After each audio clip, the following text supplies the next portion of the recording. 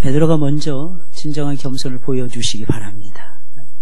오늘은 메시아가 다스리는 삶, 메시아가 다스리는 삶. 여러분, 이사야서는 구약의 복음서 내지는 제5의 복음서라고 불리는 귀중한 말씀입니다. 마태, 마가, 누가, 요한복음이 있죠. 그죠? 신약에는 사복음서라고 보통 부릅니다. 공관복음 플러스 요한복음 이렇게 해서 사복음서라고 부르는데 이사야서의 말씀을 가리켜서 제5의 복음서라고 불려지고 있습니다. 아마도 그것은 예수님에 대한 예언의 말씀이 아주 생생하고 살아있고 풍성하게 담겨져 있기 때문일 것입니다. 그런 점에서 이사야서는 우리에게는 엄청난 의미가 있는 매우 중요한 말씀입니다. 그래서 많은 사람들은 이사야서의 말씀을 읽으면서 새로워지는 것을 경험하게 됩니다. 제일 중요한 것은 장차 오실 메시아를 내다보았다는 것입니다. 이게 이사야 선지자의 아름다움이었어요. 그는 나중에 궁중 선지자였는데 나중에 톱으로 켬을 당해서 죽음을 당하게 됩니다. 그럼에도 불구하고 그는 끝까지 메시아를 고수합니다. 그리고 그분을 믿는다는 것이 어떤 것인지를 우리에게 가르쳐 줍니다. 우리는 이미 오신 예수님을 믿으며 살아가고 있습니다. 근데 이사야의 초점은 항상 예수님이었어요. 여러분, 우리 신앙생활에서 초점은 예수님이 되어야 할 것입니다. 그분을 믿는다는 것이 저와 여러분들에게 어떤 의미가 있는지를 이사야서의 말씀을 배우게 되면은, 여러분들이 듣게 되면은 자세히 알 수가 있게 됩니다. 특별히 본문에서 이사야는 메시아가 어떤 분인지를 우리에게 소개를 해주고 있습니다. 메시아, 우리에게 다가오시는 메시아. 어떤 사람들은 이걸 가지고 메시야가 맞습니까? 메시아가 맞습니까? 도대체 뭐가 뭔지를 모르겠습니다. 이런 분들도 굉장히 많습니다. 영어로 말하면 원래 히브리어로는 메시야가 거의 맞을 거예요. 근데 영어에서는 메사이아라고 부릅니다. 이게 좀 다르죠? 발음하는 것이 조금 달라집니다. 근데 우리나라 성경으로 옮길 때는 공식적으로는 메시야가 아니라 메시아라는 단어를 썼어요. 그래서 여러분들 잘못하시면 안 됩니다. 메시아가 맞습니다. 메시야는 약간 짝퉁이라고 생각하시면 되는데 그것도 역시 똑같은 말입니다. 왜냐하면 영어를 표기로 옮길 때 우리가 그대로 옮기면 되거든요. 예를 들어서 아브라함이라고 우리 오전에 아브라함이 나왔잖아요. 아브라함을 외국에서는 아브라함이라고 부르지 않습니다. 뭐라고 부를까요? 에이브롬 이렇게 부릅니다. 에이브롬. 이게 달라요. 이게 달라요. 예를 들어서 요한, 성경에 요한이라고 나오잖아요. 요한을 뭐로 부르냐? 존이라고 부릅니다. 존. 근데 실제로 라틴어를 사용하는 남부 유럽권이라든지 아니면 팔레스타인 땅에 가면 요한이라고 부릅니다. 좀 다르죠. 그죠? 이게 영어에서 J가 들어가거든요. 원래 이 라틴어라든지 이탈리아에서 J가 들어가는 건 발음이 안 나요. J가 그냥 허당인 거예요. 그냥 써 있는 거예요. 그냥 써 있는 거예요. 근데 이게 영어로 옮겨가면 발음이 나기 시작을 하는 거예요. 그래서 약간 다릅니다. 예수도 마찬가지예요. 이수스 이렇게 불렀어요. 이수스. 우리는 예수 이렇게 부르죠. 우리가 가까울까요? 아니면 지저스가 가까울까요? 우리가 훨씬 더 가깝습니다. 이건 발음에 약간의 차이만 있을 뿐이라는 것입니다. 아무쪼록 메시아가 어떤 분인지를 저와 여러분들에게 오늘 본문은 적나라하게 소개해주고 있습니다. 여러분들은 예수님을 알고 계십니까? 예수님이 어떤 분이라고 여러분들 생각하십니까? 이사야는 이렇게 얘기합니다. 예수님은 한 왕이시다. 우리에게 그렇게 설명해주고 있습니다. 예수님이 여러분들에게 어떤 존재입니까? 예수님이 왕이십니까? 우리는 보통 하나님을 믿는다 이렇게 묘사합니다. 오전 설교에서도 약간 나왔는데 여러분, 하나님은 우리의 뭐라 그랬어요? 우리의 왕이시라 그랬어요. 우리는 그분의 백성이라고 말씀을 드렸습니다. 이사야 선지자는 이렇게 말하는 것입니다. 장차 한 왕이 다스리는 새로운 나라가 등장할 것이라는 거예요. 그 왕은 어떤 왕이었을까요? 1절에 있는 말씀이에요. 보라, 장차 한 왕이 공의로 통치할 것이요 방백들이 정의로 다스릴 것이며 라고 되어 있어요. 제가 드리는 말씀은, 읽어드리는 말씀은 개역 개정입니다. 여러분, 공의로 통치할 한 왕이 있을 것이라는 거예요. 여러분, 이것이 예언이에요. 여러분, 예언하는데 예언이 뭘까요? 앞으로 미래 일을 맞추는 것이 예언일까요? 아니에요. 성경의 예언은 예수님과 관련되어 있습니다. 예수님이 어떤 분인지를 가르쳐주는 것이 예언입니다. 여러분들도 마찬가지입니다. 제가 여러분들에게 지금 설교 말씀을 들려주고 있습니다. 이것을 가리켜서 예언이라고 하는 것입니다. 왜 예언이라고 할까요? 앞으로 예수님이 어떤 모습으로 여러분들에게 다가오시는지를 가르쳐드리기 때문입니다. 왕이 공의로 나라를 통치하니 방백들도, 여러분 당연하죠, 장관들도 정의로 나라를 다스리게 될 것입니다. 그래서 그 왕이 다스리는 나라는 공의가 살아있고 정의가 넘치는 나라가 될 것입니다. 그 왕이 누구냐? 메시아였고, 그 왕이 누구냐? 우리 구주 예수 그리스도라는 분입니다. 예수님은 공의로우시고 정의로우신 분이십니다. 여러분, 이 세상에는 편견이 존재합니다. 이 세상에는 부당한 대우가 있어요. 속임수가 있어요. 착취가 있습니다. 그러나 하나님께서는, 하나님이 다스리는 나라는 그런 것들이 발붙일 틈이 없어요. 그분은 자기 백성을 어떻게 다스리냐? 포악하게 다스리시는 분이 아닙니다. 공의로 공평하게 통치하시는 분이시기에 모든 백성들이 그분 안에서는 안심하게 살아갈 수가 있게 될 것입니다. 여러분, 그것을 저와 여러분들이 지금 맛보면서 살아가고 있는 것입니다. 그 나라가 바로 메시아가 다스리는 하나님의 나라인 것입니다. 예수님을 믿고 예수님을 왕으로 모시는 우리는 이미 하나님 나라에 속해 있어요. 여러분들은 어디에 속해 있습니까? 여러분, 세상 나라에 속해 있습니까? 아니면 여러분들은 가정이나 직장이 소중하죠. 직장에만 속해 있습니까? 저와 여러분들은 하나님 나라에 소속이 되어져 있어요. 비록 완성되지는 않았지만 예수님으로 인해서 이미 그 나라를 저와 여러분들이 경험하고 살아가고 있어요. 그래서 여러분, 예배 중에도 하나님 나라를 경험하셔야 되고, 여러분들이 직장에 돌아가서도 하나님 나라를 경험하셔야 됩니다. 나 이 지겨워 죽겠어, 난 출근하기가 싫어, 재고해 보셔야 됩니다. 근데 여러분, 그것을 뛰어넘을 수 있는 마음을 주시잖아요. 그럼 뛰어넘으셔야 됩니다. 거기서 하나님을 새롭게 만나셔야 돼요. 왜냐하면 거기를 하나님께서는 우리를 통해서 하나님 나라로 세우기를 기뻐하시기 때문입니다. 훗날 하나님의 나라가 완성이 되어지면 예수 그리스도의 공의도 완전히 완성이 되고야 말 것입니다. 지금은 그렇지 않아요. 지금은 교회 속에서도 하나님의 공의가 완벽하게 이루어지지 못하고 있습니다. 그래서 교회 속에서 완전한 걸 기대하면 안 됩니다. 어느 정도 되면 만족해야 되고 감사하셔야 돼요. 항상 감사하셔야 됩니다. 이 감사가 여러분들에게 기도의 문을 열어줄 것입니다. 이 감사가 여러분들로 하여금 기쁨을 갖출 수 있도록 하나님께서 해주실 것입니다. 그래서 늘 감사하셔야 돼요. 우리는 그날까지 공의로우신 주님을 믿고 신뢰해야만 되고, 우리도 공의롭고 정의롭게 살아가기 위해서 최선을 다해야 하는 것입니다.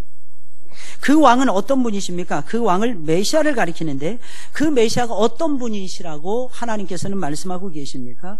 본문 2절에 있는 말씀이에요. 우리 다 같이 한번 읽어볼까요? 시작.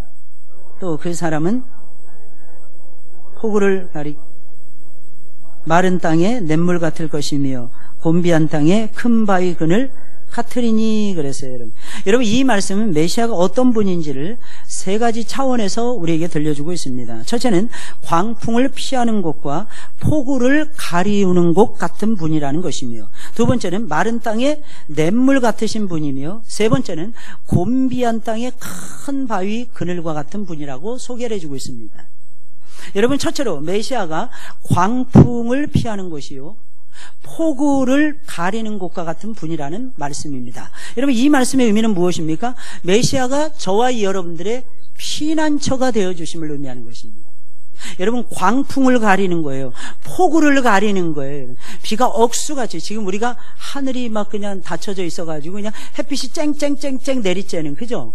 우리가 그런 것을 지금 보고 있으니까 하나님 비가 오게 해달라고 우리는 기도합니다. 근데 이런 반대의 현상이라고 생각해보세요. 계속 막 폭우가 쏟아져요. 막 광풍이 쏟아져요. 여러분, 이게 견디기가 쉬울까요? 여러분, 이때는 이것을 가려줄 수 있는 뭔가가 있으면 얼마나 좋겠습니까? 그 가려주시는 분이 누구냐? 우리에게, 지금 현재 우리의 모습에게 그대로 적용을 하자면 이 햇볕을 가려줄 수 있는 분이 누구냐 하는 것입니다. 그 피난처는 예수 그리스도시라는 것입니다. 여러분, 광풍과 폭우는요, 우리의 삶에 갑작스럽게 밀어닥치는 예기치 못한 환난을 얘기하는 거예요. 예기치 못한 고통과 어려움을 얘기하는 것입니다. 여러분, 아파보셨나요? 오늘도 어떤 분이 새로 오셨어요. 1시간 이상 저하고 상담하면서 기도해드리고 이렇게 왔는데 몸이 정말 안 좋으시더라고요. 몸이 너무 안 좋아서 제가 여쭤봤어요. 어디가 불편하시냐. 딱 보자마자 몸이 안 좋으시네요. 암이래요.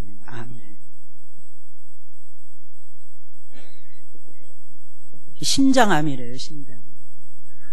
한쪽을 도려냈답니다. 너무 늦게 도려내는 바람에 암이 다른 곳으로 전이가 됐다. 그래서 이게 갑자기 오더라고요. 또 한 번 얘기를 하는데 혹시 다른 데 아프신 데는 없습니까? 여러 가지 환란을 보니 너무 많이 만났답니다. 제가 물어봤어요. 몸에 환란은 없습니다. 아니요, 목사님. 정신적으로도 몸으로도 다 망가졌습니다. 그래서 제가 예수 믿는 것까지 포기하려고 했습니다. 얼마나 힘드냐면 예수 믿는 것조차도 포기하려고. 근데 오늘 말씀을, 오전 예배 때 말씀을 떠나라는 그 말씀을 듣는 가운데 자기에게 주시는 말씀이라는 걸 알아요. 자기가 지금 현재 앉아있는 불신앙의 자리, 그 원망하고 불평하는 그 자리 떠나서 하나님을 다시 만나고 싶은, 저와 여러분들의 마음속에 하나님이 주시는 도전이 무엇입니까? 하나님이 주시는 메시지가 도대체 무엇입니까? 인생의 어려움은 갑자기 와요. 젊다고 해서 안 오는 것이 아닙니다.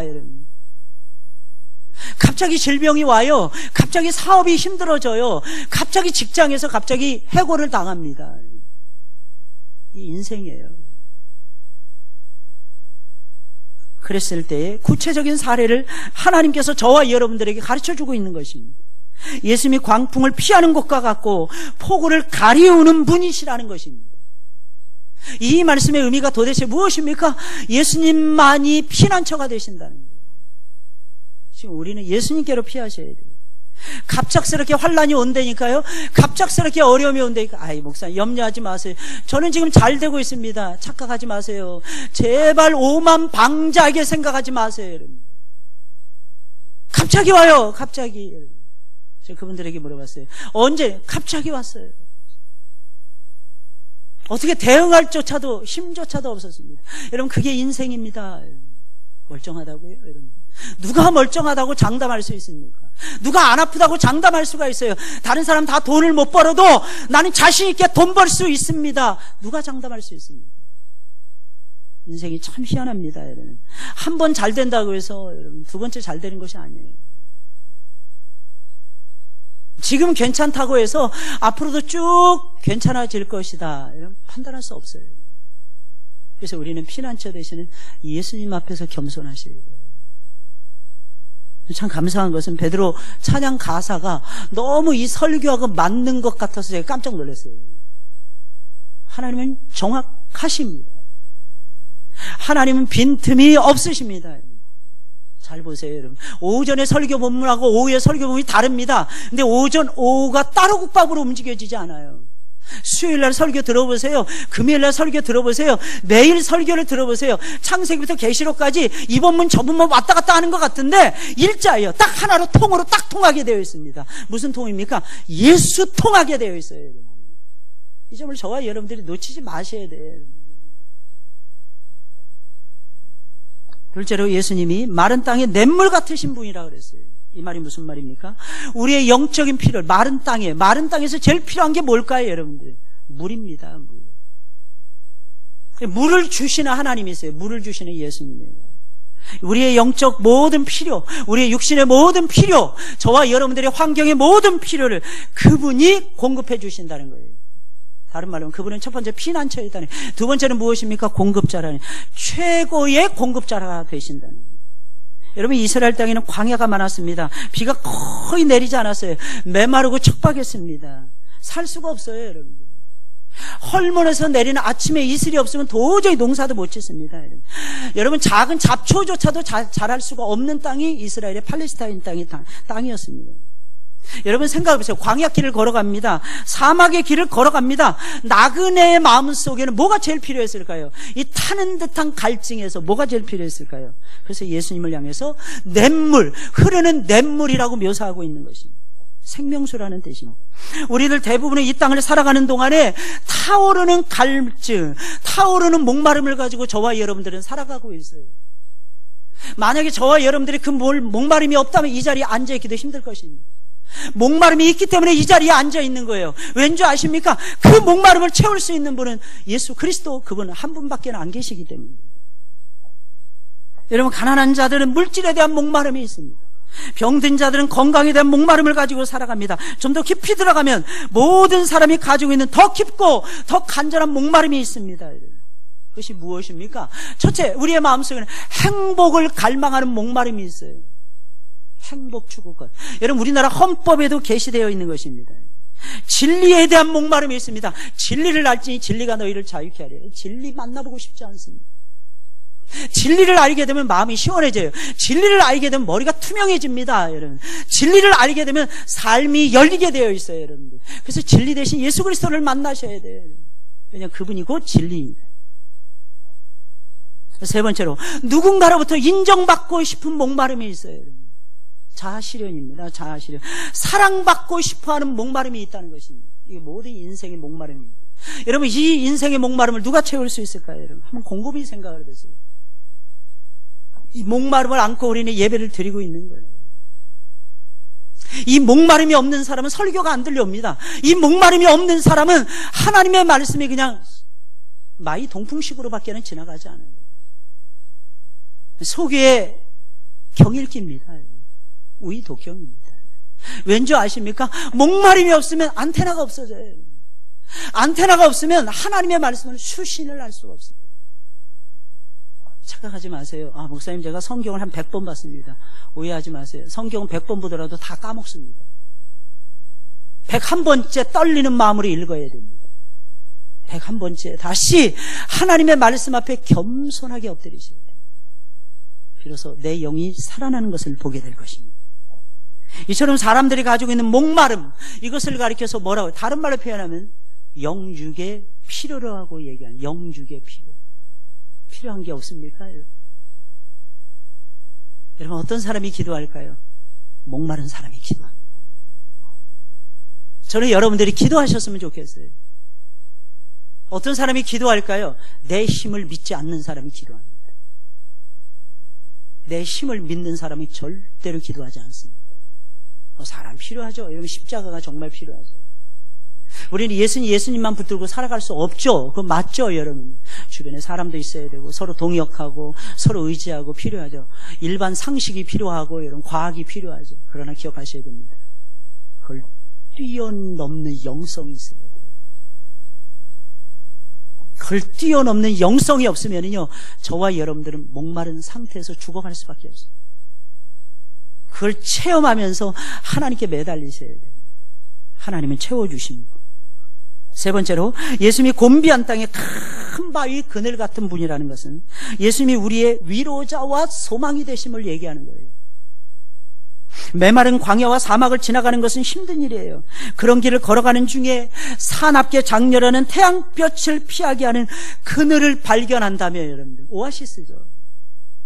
얼마나 위로가 되겠습니까, 여러분? 그런 뜻이에요. 주님이 바로 그런 분이십니다. 주님은 우리의 삶의 피곤함을 덜게 해주시는 위로자가 되세요. 여러분, 피로, 스트레스, 현대인의 고질병 아닙니까, 여러분? 지금 현대인들의 삶의 특징을 특정짓는 두 단어 있다면, 여러분, 피곤 아닙니까? 피곤과 스트레스입니다. 그런데 감사하게도 오늘 말씀은 예수님이 곤비한 땅에 큰 바위 그늘과 같은 분이라고 말씀을 해주고 있어요. 피곤과 피로와 스트레스를 날리게 하시는 분, 없애주시는 분, 이 피곤과 스트레스가 가득한 이 땅에서 우리 머리 위에 시원한 그늘을 만들어주심으로 위로자가 되시고 안식을 제공해 주시는 분, 그분이 누구입니까? 예수님이십니다. 그분이 예수님이에요. 여러분, 이 말씀, 위로하면은요, 이 장렬하는 태양빛 아래서 여러분들 그것을 피하는 그늘 하면은 딱 떠오르는 사람이 있어요. 누굴까요? 누굴까요? 안 떠오르십니까?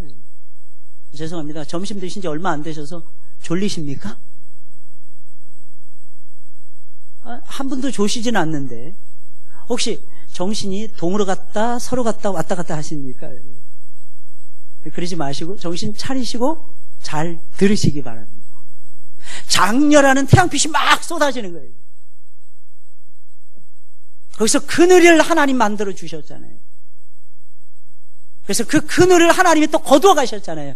그러니까 막 하나님하고 삿대질하면서 왜 그걸 치워버렸냐고 말하면 다 아니까, 그것이 뭔지 다 말씀드리면 다 아니까. 막 삿대질하고 있어요. 그럴 때 하나님이 웃으시면서 뭐라고 말씀하셨을까요? 얘야, 이놈이 성내는 것이 웬일이야. 야, 너는 이 하룻밤에 이 박넝쿨도 아끼는데 좌우를 분별하지 못하는 백성이 12만 명이나 있는 이 성읍을 내가 아끼지 않겠니? 요나를 향하신 하나님의 말씀이에요. 근데 저는 요나의 그 심정을 이해를 합니다. 요즘 특별히 이해가 확 와닿죠? 그렇죠, 여러분? 전기가 1시간만 다운돼 보세요. 오늘 전기 다운된 데 있었나요? 지하 2층에 전기 다운된 데 있었나요? 없었습니까, 장로님? 못 들으셨습니까? 지난 금요일이었던 것 같아요. 전기가 다 다운된 거예요. 에어컨이 1층, 지하 1층, 지하 2층이 참 할렐루야. 하나님이 저는 확실히 지켜주세요. 제 방만 빼고 나머지 다 아웃됐어요. 이야. 다 나갔어요. 그래서 전 나간지도 몰랐어요. 전사님 막 그래요. 목사님 어떻게 해요? 목사님 어떻게 해요? 기다려보라. 누구를 불러야 될까? 도무지 감이 안 잡혀요. 당연히 에어컨 기사들은 안 오죠. 무조건 일주일 기다려야 해요. 누구를 불러야 될까? 그러다가 우리 지하 3층에 있는 펌프를 고친 그분이 떠올랐어요. 그분은 어느 정도 전문가더라고요. 제가 옆에서 이렇게 따라다니면서 보니까. 사장님 어디세요? 저 지금 사무실에서. 빨리 오세요, 사장님. 목사님 오늘 교회에 계속 계실 겁니까? 아, 있죠.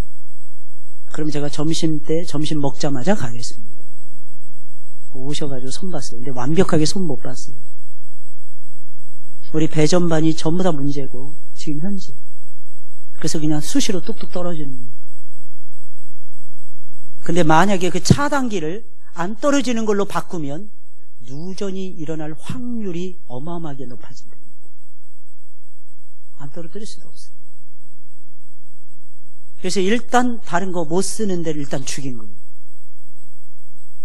그리고 정리하고 고치는 걸로 서서히 고쳐가고.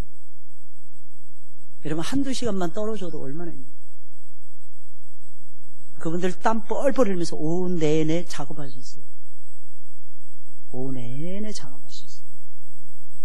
하나를 고치면 하나가 또 망가지고 이렇게 되더라고요. 근데 여러분 장렬하는 태양빛 아래에서 우리가 지금 놓여져 있다고 생각해요. 그늘이 얼마나 그리울까요? 그늘이 얼마나 그리울까요? 놀라운 사실은 우리의 그늘은 예수님이세요. 예수님이 여러분들의 위로자가 되십니다. 예수님이 여러분들의 소망이 되십니다. 예수님은 삶에 지친 저와 여러분들을 내치지 않습니다. 위로를 주시고 참다운 소망을 안겨주시는 분이 예수님이세요. 그러니 저와 여러분들은 누구를 바라봐야 될까요? 메시아가 다스리시는 나라는 세상 어떤 나라와도 다를 것입니다. 메시아의 통치가 이루어지는 나라는 그럼 어떤 나라일까요? 3절부터 5절까지의 말씀이에요. 우리 다 같이 한번 읽어보겠어요. 시작. 보는 자의 눈이 감기지 아니할 것이요 듣는 자의 귀가 기울어질 것이며 조급한 자의 마음이 지식을 깨닫고 어눌한 자의 혀가 민첩하여 말을 분명히 할 것이라. 어리석은 자를 다시 존귀하다 칭하지 아니하겠고 괴율한 자를 다시 정대하다 말하지 아니하리니. 여기서 보는 자와 듣는 자라는 이 표현은요 통치자를 가리키는 것입니다. 통치자는요 백성들의 형편을 볼 수 있어야 되고 백성들의 소리를 들을 수 있어야 하기 때문에 이렇게 표현한 것입니다. 그러니까 3절에 있는 말씀은 백성들을 다스리는 통치자가 마치 눈을 감고 귀를 닫은 것처럼 백성들의 형편을 이해하지 못한 채 다스리지 않는다는 것이며 오히려 백성들의 형편을 눈으로 보고 그들의 소리를 귀로 듣게 된다는 것을 의미하는 것입니다. 우리는 종종 나라를 다스리는 정치인들의 모습을 보면서 저 사람들은 우리 평범한 국민들의 현실을 몰라도 너무 모른다라는 생각이 들 때가 있지 않습니까? 그렇지만 우리 주님은 달라요. 여기서 말하는 그는 누구냐? 바로 보는 자는 누구냐? 바로 우리가 믿는 예수 그리스도를 말하는 것입니다. 예수님은 우리가 살아가는 모든 모습을 다 보고 계십니다. 사랑하는 성도 여러분들 믿어지십니까? 여러분, 지금도 여러분들이 어떤 모습으로 예배 드리시는지 하나님은 다 아세요. 어떤 마음으로 예배를 드리고 있냐, 정말 간절한 마음으로 예배를 드리고 있는지, 정말 위로자와 소망이 하나님이시고 예수님밖에 없다는 믿음을 가지고 예배를 드리는지 다 보고 계신다. 또한 우리의 신음소리를 들으십니다. 우리를 향해서 귀가 기울여져 있어요. 참으로 좋으신 통치자이십니다. 4절의 의미가 아주 모호한데 쉽게 번역하면 이렇습니다. 백성을 돌보는 통치자의 눈이 멀지 않을 것입니다. 눈이 멀면 안 되잖아요. 통치자의 눈이 밝아야 되잖아요. 눈이 밝을 것이며 백성의 요구를 듣는 통치자의 귀가 막히지 않을 것이다, 이런 뜻이에요. 이렇게 보면 4절은 3절을 부연 설명하고 있다라고 보시면 맞을 것입니다. 우리의 통치자이신 메시아는요, 우리의 모습을 살피시고 우리의 요구에 귀를 기울이십니다. 그래, 여러분들이 기도하지 않고 어떻게 하나님의 일을 감당해냅니까? 여러분들이 기도하지 않고 어떻게 하나님의 역사를 맛본단 말입니까? 하나님 보고 계시잖아요. 하나님 듣고 계시잖아요. 5절은 메시아가 공의롭게 세상을 다스리시게 될 것이다 라고 하는 사실에 대해서 말을 해주고 있어요. 그분은 어리석은 자를 존귀하다고 부르지 않을 것이며 우둔한 자를 존귀한 자라고 말하지 않을 것입니다. 예수님은요, 참 희한하십니다. 똑똑한 사람 똑똑하다고 말씀하세요. 미련한 자는 미련하다고 예수님 말씀하세요. 그러므로 메시아가 다스리는 나라는 공의로운 나라이며 보편과 상식이 통하는 나라가 될 것입니다. 여러분, 잘 들으셔야 됩니다. 교회 속에도 상식이 통해야 돼요, 여러분들. 교회 속에도 보편적인 것이 통해야 된답니다. 여러분, 주관적인 생각만 가지고 신앙생활하면 안 돼요. 나는 옳다 이렇게 보시면 안 돼요. 다른 교회 어떻게 하는지 살펴보셔야 돼요. 다른 사람들은 어떻게 믿고 있는지 살펴보셔야 됩니다.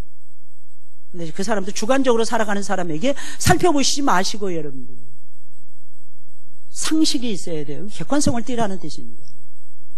그러면서도 내가 주관적으로 체험해야 됩니다. 초월성입니다. 초월성. 상식선에서 머무르시면 안 됩니다. 상식이 전부가 아닙니다. 웬만한 일을 합리적으로 하세요. 아까 베드로 특성했잖아요. 합리적으로 하세요. 가만히 있어도 찬송만 들고 서면은 하나님이 다 가르쳐 주실 거야. 아무 때나 그러지 마세요. 안 됩니다. 우리 죽도록 기도합시다. 우리 기도하면은 될 거야. 우리 연습 안 해도 될 거야. 아닙니다. 땡! 하나님 절대로 그렇게 역사 안 하십니다. 어떤 사람이 시험을 봤대잖아요, 여러분들. 이렇게 하면 도저히 알 수 없는 시험 문제가, 공부 안 하고 시험 봤으니까 도저히 알 수 없는 시험 문제가 자기 앞에 펼쳐집니다. 1시간 내내 고민하다가 이렇게 썼답니다. 하나님은 다 아십니다. 그리고 냈대요. 선생님이 기가 막히게 채점을 매겼답니다. 하나님 100점, 너 빵점. 하나님 100점, 너 빵점. 그럼 잘 들으셔야 됩니다. 연습할 때는 연습하셔야 돼요. 하나님 천사가 내려보내서 교회 청소하게 하옵소서. 전도하기가 너무 힘들어요. 하나님, 천사들을 동원하사 일할 때는 천사들 뭐하러 구꾸려 먹습니까? 하나님, 동원하셔서 전도하게 하옵소서. 내가 2박 3일을 깨어서 기도했습니다. 역사가 일어날까요? No. Never. 절대로 안 일어납니다. 그때는 상식이 있어요. 합리적이죠. 그러면서 뭐 해야 됩니까? 기도하셔야 돼요. 하나님, 우리 중에 누가 음치가 있습니다. 삑살이 나지 않게 하옵소서. 그럼 삑살이 안 납니다. 잘 새겨 들으셔야 돼요. 그 사람의 소리만 그 자리에서 딱 죽든지 하나님이 어떻게 하십니까? 참 기가 막히세요. 여러분, 신앙이 쉽습니까? 정말 어려워요. 단순하게 믿으려니까 너무 단순하게 믿으려고 하지 마시고, 세상이 복잡해진다고 해서 너무 복잡다단하게 골머리 앓게 믿지 마시고, 때로는 상식, 때로는 초월성의 신앙을 가지고 하나님 앞에서 좀 덤벼보세요. 하나님이 도우실 것입니다. 이게 신앙이에요. 메시아께서 통치하시는 하나님 나라에 이미 속해 있는 저와 여러분들, 하나님 나라의 속성이 뭔지 알아요. 대단히 영적입니다. 하나님의 나라 대단히 사실적입니다. 여러분들, 근거 없이 하나님 움직이시는 분이 아니세요. 그것에 합당하게 사실, 우리가 특별히 지도자의 자리에 있다면 여러분, 두 눈을 감으시면 안 됩니다. 특히 말씀을 들을 때 제발 두 눈 감지 마세요. 어느 목사님이 시험이 들어가지고 눈 뜨세요! 그러면서 설교하다가 소리를 질렀대요. 그랬더니 앞에 있는 분이 그러더랍니다. 눈 감았더니 나는 안 감았어요. 예배 도중에 전부 다 웃었답니다. 전부 다 웃었대요. 눈 똑바로 뜨시고 보세요. 하나님 말씀을 보세요. 하나님의 전능하신 손을 보세요. 그분의 손이 어디로 가고 있는지. 이걸 못 보면 영적인 영미가 없어져요. 영적인 맛이. 지난번 동계올림픽이 저희한테 영미 꽤 유명했잖아요. 영미. 제가 말하는 영미는 이영미 집사 영미가, 이영미 권사의 영미가 아니에요. 사람의 이름의 영미가 아니라 영적인 맛, 영적인 매력이 없어진다는 뜻이에요. 영적인. 눈을 똑바로 뜨셔야 돼요. 귀를 닫지 마셔야죠. 귀를 통째로 열고 있어도 하나님의 말씀이 들릴까 말까 하는데 닫고 있으니 이게 들려오고 있습니다. 그리고 모든 일을 공의롭게, 공평하게, 정의롭게 행하셔야 됩니다. 메시아의 나라에 어울리지 않는 사람들을 소개해주고 있어요. 어떤 사람들이 이 나라에 어울리지 않을까요? 6절, 7절에 있는 말씀이에요. 우리 다 같이 읽어보겠어요. 시작. 이는 어리석은 자는 어리석은 것을 말하며 그 마음에 불의를 품어 간사를 행하며 패역한 말로 여호와를 거스리며 줄인 자의 심령을 비게 하며 목마른 자의 마시는 것을 없어지게 함이며 괴율한 자는 그 그릇이 악하여 악한 계획을 베풀어 거짓말로 가련한 자를 멸하며 빈핍한 자가 말을 바르게 할지라도 그리 함이언이와. 이게 무슨 말이겠어요? 빈핍한 자가 말을, 가난한 자가 말을 바르게 할지라도 멸해버린다는 거죠. 이 구절은 어리석은 자와 악한 자를 비난하고 있는 말씀이에요. 그리고 그 이면에는 무슨 내용이 있느냐? 어리석거나 악한 자는 하나님의 나라, 메시아의 나라에 어울리지 않는다. 악한 자는 어울리지 않습니다. 물론 실수해서 악함을 보일 수는 있어요. 실수해서 어리석고 못난 모습은 보일 수 있어요. 여러분. 그러나 고의성을 가지고 그러는 것은 하나님이 용납하지 않으신다는 뜻입니다. 이걸 여러분들이 기억하셔야 됩니다. 하나님 나라에 합당하지 않다는 것입니다. 하나님은 실수로 사람을 죽이면 그 사람의 영혼과 그 사람의 생명을 살려주십니다. 근데 고의성을 가지고 사람을 죽이면 그 사람은 하나님께서 바로 쳐서 죽여버립니다. 여러분 잘 들으셔야 됩니다. 여러분. 그럼 어리석은 자는 어떤 사람일까요? 여러분, 어리석은 것을 말해요. 어리석으면 사람의 미련함은 속일 수 없어요. 그 말하는 거 보면 알 수 있는데 어리석음을 말해요. 그 마음에 불의를 품어요. 간사를 토해냅니다. 간사하니까요. 패역한 말, 패역한 말이 무슨 뜻이겠습니까? 하나님을 거부하는 것을 얘기해요. 하나님을 거부하는 말로 여호와를 거스립니다. 줄인 자의 속을 비게 합니다. 가뜩이나 줄였는데 줄여 있어요. 사람이 속이 비어 있어요. 속을 뒤집어 놔가지고 더 줄이게 만듭니다. 더 비게 만듭니다. 목마른 자에게 마실 것을 없어지게 하는 사람. 목이 잔뜩 말라서 물 한 모금 달래는데 그 물 한 모금이 뭐예요? 물을 엎어버리는. 그런 사람을 성경이 말하기 어리석은 사람. 물론 이유는 있겠죠, 여러분. 저놈은 원수야. 성경이 보니까요. 악인이라 할지라도, 악한 자라 할지라도 그 악인의 소나 낙이나 양들이 잘 들으셔야 됩니다. 구덩이에 빠져가는 것은 건져내라. 또 악인이 하나님의 심판을 받아서 잘 들으셔야 됩니다. 망해가는 모습은 좋다. 성경이 이러지 말라 그랬어요. 그렇게 촐싹대지 말라 그랬어요. 그러면 너도 그렇게 될까 염려합니다. 무슨 말인지 이해하시겠어요? 근데 쪽박을 더 깨. 밉다 이거죠. 구체적인 내용을 살펴보면 악한 자의 모습하고 거의 비슷해요. 악한 자는 어떤 사람입니까? 그 그릇이 악해서 항상 악한 계획을 세워요. 악한 일을 도모해요. 자신은 굉장히 똑똑한 줄 압니다. 미련한 계획. 악한 게 생각나는데 여러분 잘 들으세요. 악한 계획은 하나님이 보시기에 악하기 때문에 절대로 이루어질 수 없습니다. 절대로 이루어지지 않아요. 이루어지더라도 언젠가는 망합니다. 이루어지더라도 언젠가는 안 돼요.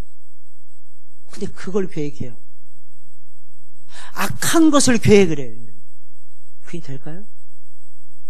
여러분, 악한 계획을 계속합니다. 하나님이 망가뜨린다니까? 근데 그게 될 거라고 착각합니다. 그래 망하져요. 또 보세요. 거짓말로 가련한 자를 멸하며, 가련하고 불쌍하다고 해서, 힘없다고 해서, 이 말이에요. 힘없다고 해서 뒤집어 씌우는 거예요. 뒤집어 씌우는 거예요. 힘으로 뒤집어 씌우는 거예요. 돈으로 뒤집어 씌우는 거예요. 지위와 명예로 뒤집어 씌우는 거예요. 그래서 힘없는 자를 멸하는 악인이래. 더 신기한 건 가난한 자가 말을 바르게 하는데, 이 가난한 자가 바른 사람 아닙니까? 그런데도 멸하는 사람. 네가 뭔데 말해? 그러면서 입 닥쳐. 네가 아는 것이 틀렸어. 근데 신기한 건요, 있는 사람이 이런 말을 하잖아요. 없는 사람 딱 들으면요, 그게 맞는 것 같아요. 그게 맞는 것 같아요. 내가 맞는다고 착각을 해요. 오늘날의 물질, 황금 만능주의가 그런 거예요. 돈 있고, 배우고, 많은 것을 가지고 있고, 그러면 사람들이요, 그 말에 거짓도 진실로 바뀝니다. 진실도 거짓으로 뭉개버립니다. 이게 오늘날의 현실. 그러니까 이 말씀은 사실 어리석은 자와 악한 자를 동일하게 묘사하고 있습니다. 하나님을 인정하지 않고 경외하지 않는 사람이 어리석은 사람입니다. 하나님을 인정하지 않고 경외하지 않으니 악해지는 거죠. 악해질 수밖에. 결국 메시아가 다스리시는 나라에 합당한 사람은 믿음을 가지고 선하게 살아가는 사람입니다. 하나님을 믿지 않아요. 어리석고 악한 사람은 메시아의 나라에는 합당하지가 않습니다. 오늘 우리가 믿음을 가지고 살아가는 것에 대해서 감사하셔야 돼요. 제일 큰 선물을 받은 거예요. 그게 뭐예요? 믿음이에요.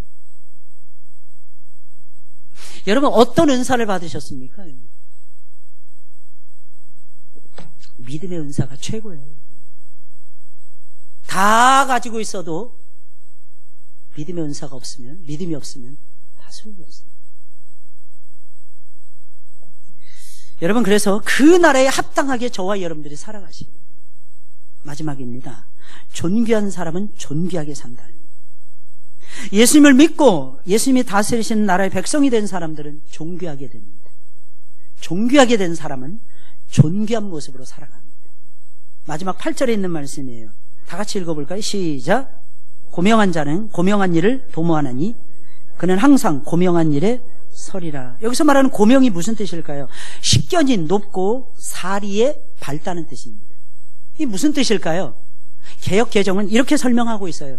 존귀한 자는 존귀한 일을 계획하나니 그는 항상 존귀한 일에 서리라. 할렐루야. 와, 진짜 기가 막힌 말씀에 결론을 딱 지어주고 있는 거예요. 이사야는. 존귀한 자는 존귀한 일을 계획하나니 그는 항상 존귀한 일에 서리라. 여기서 말하는 존귀한 자는 어떤 사람일까요? 예수님을 믿는 사람이에요. 하나님을 경외하는 사람입니다.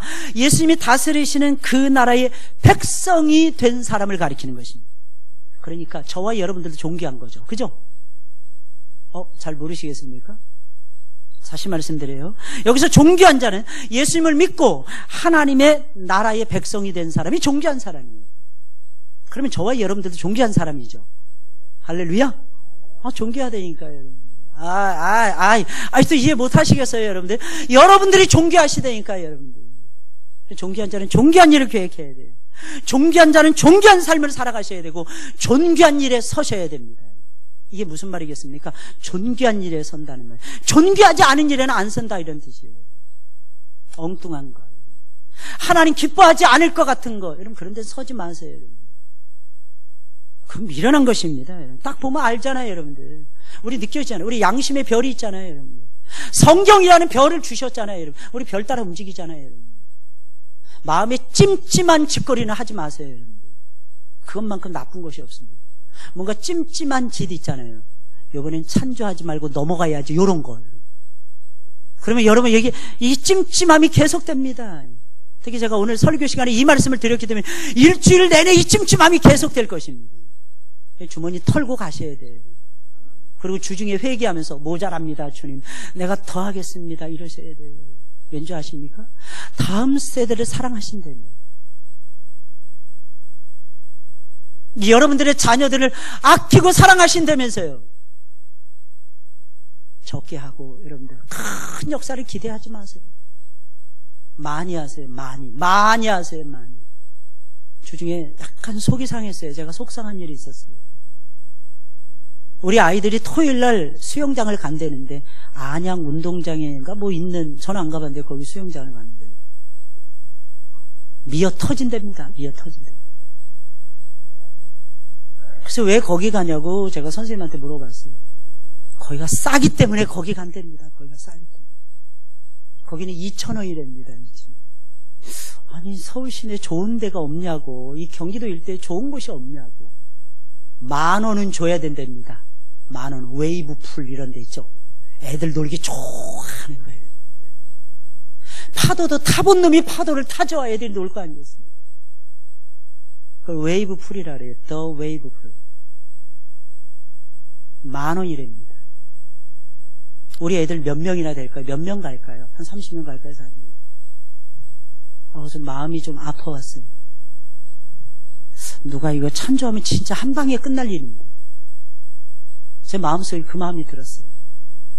누가 한 10만 원 할 거 20만 원 하면 될 텐데, 한 5만 원 할 거 한 20만 원 하면 될 텐데, 우리 아이들도 그런 것도 맛봐야죠. 아멘이십니까? 아멘이 아니십니까? 다시 한번 물어보세요. 아멘이십니까? 돈 못 낼 사람들만 아멘 하는 것 같아요. 돈 못 낼 사람들. 네? 한 번쯤 우리가 고민해야 되지 않을까? 세상은 화려해요.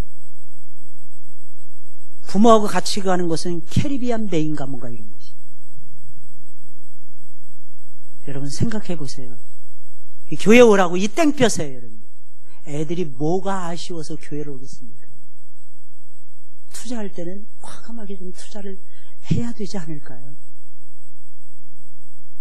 우리는 이런 걸 부끄럽게 생각해야 됩니다. 우리 아이들을 위해서는.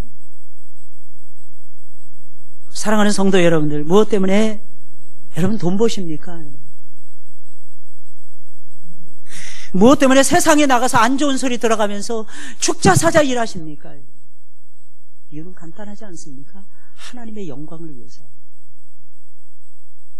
그럼 우리가 돈 벌어서 뭐 해야 될까요? 한 번쯤 고민해 보셨으면 좋겠어요. 존귀한 사람은 존귀한 일을 계획합니다. 존귀한 일에 섭니다. 마음의 생각이 존귀해집니다. 사는 모습이 존귀해집니다. 여러분.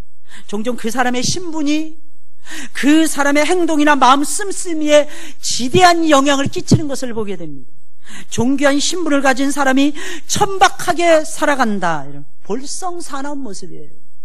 존귀한 신분을 가졌으면 존귀한 마음을 품어요. 존귀한 모습으로 살아가게 됩니다. 우리는 하나님 나라의 존귀한 백성들입니다.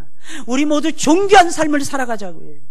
하나님의 자녀된 우리의 존귀한 신분에 합당하게 살아가시자고요. 여러분. 그렇게 사는 것이 우리를 구원하신 하나님의 뜻이 아니겠습니까? 여러분. 그것이 나를 진정으로 행복하게 만드는 것이 아니겠습니까? 예수님은 나에게 어떤 분이십니까?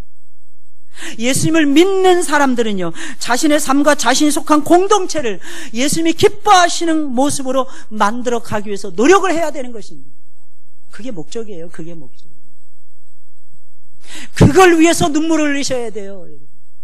그걸 위해서 피땀을 흘리셔야 됩니다. 되네 안 되네 여러분들 아무리 얘기해도 소용없어요. 여러분.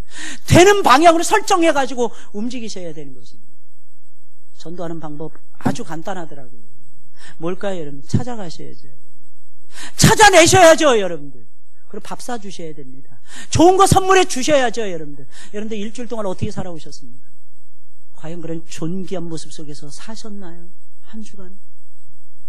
덥다 입으로만 죄 지으면서 살았나요? 우리는 그렇게 살아갈 사람들이 아닙니다. 예수님을 믿는 것과 예수님으로 말미암아 유익을 누리는 것은 차원이 다릅니다. 예수님을 믿어도 유익을 누리지 못하는 사람들이 많습니다.